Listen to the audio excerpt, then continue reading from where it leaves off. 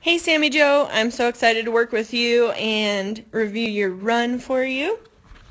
So let's get started. The first thing that I will say is when videoing, it's helpful to see the alley or the gate setup because immediately right off the bat I noticed that he is crossfiring. So if this horse has time to crossfire, he's not running hard enough. And typically I don't necessarily worry about what lead my horse is starting out in, just because it will solve itself as you get closer to the barrel. So I'm definitely not picky about leads, but if they're crossfiring, they absolutely can't run full out. So we're just leaving a lot of time on the table there with him crossfiring that way. And if this is a longer alley, I would get him loping before you hit the mouth of the arena.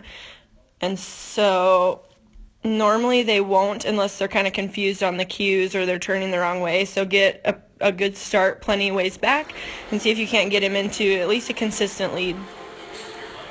And that turn was really pretty good. I mean, that turn was tight. It looked like you had a good pocket. He just isn't quite running fast enough. And that first barrel is going to really set the tone for the entire run.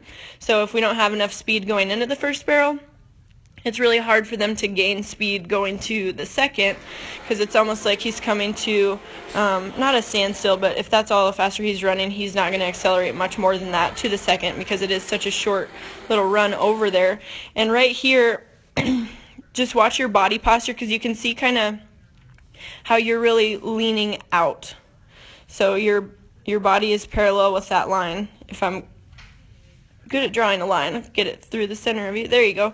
So you can see that you're just kind of bracing against that second barrel, and you ask for one more stride right there. Right there you ask for one more stride out, and so your horse is rating and getting down right here, and then you ask for one more stride, pick him up out of the dirt, and probably, a smart move if you were going to hit the barrel, but once he got out of the dirt, then he had to step by it on the backside. So that's where you're seeing that huge gap on the backside. And, it's better than hitting that barrel, but if you can get him into better positioning coming out of the first and get a really straight line going from first to second, that's ideal. And what I like to do with my horse is really get his nose looking at the barrel here instead of bracing against him like this, because that's just the beginning of what could be shouldering. So we want him to be really responsive to that inside rein, especially if your hand is already on the horn, then you've lost control of that outside shoulder. So just be really careful with your positioning there so that we aren't creating more problems in the future, and get him really accountable with his nose and looking at the barrel. So that kind of got you off kilter there, but I really liked how your horse ran to the third. I felt like here is where he tried the hardest, and third was pretty good. He kind of stepped off it on the backside, which can be fast as long as you're coming home in a straight line. So typically third is the easiest angle or the easiest barrel just for horses to maneuver around. So I won't pick on that turn quite as much because he is running up to it.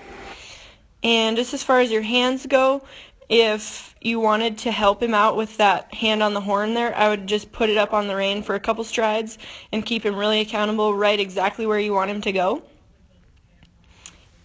And then on the way home, it looks like it is a shut gate, but for sure push him all the way to the eye. And I'm not sure where that timer is, but you can see right here as you're, boom, right there you're up. So it looks like to me you're equal with the first and second barrel as you're sitting up, so that'll cue him to quit running. And it's difficult in a small pen like that, especially with a closed gate, to get him to run all the way to the gate, but that's going to shave off some time too. So stay down and stay running until you're for sure past the eye. And then I always try to keep my horse running straight to the gate and stop him in a straight line if I can. If not, run him very straight and then slow up and gently curl around, because what you don't want to happen is for your horse to full speed make a circle. That's when they get their feet out from under them, and it can be a little bit dangerous. But overall, a really good run. There's definitely some time to be made up, so we can certainly get you closer to the 1 and 2D like you're wanting.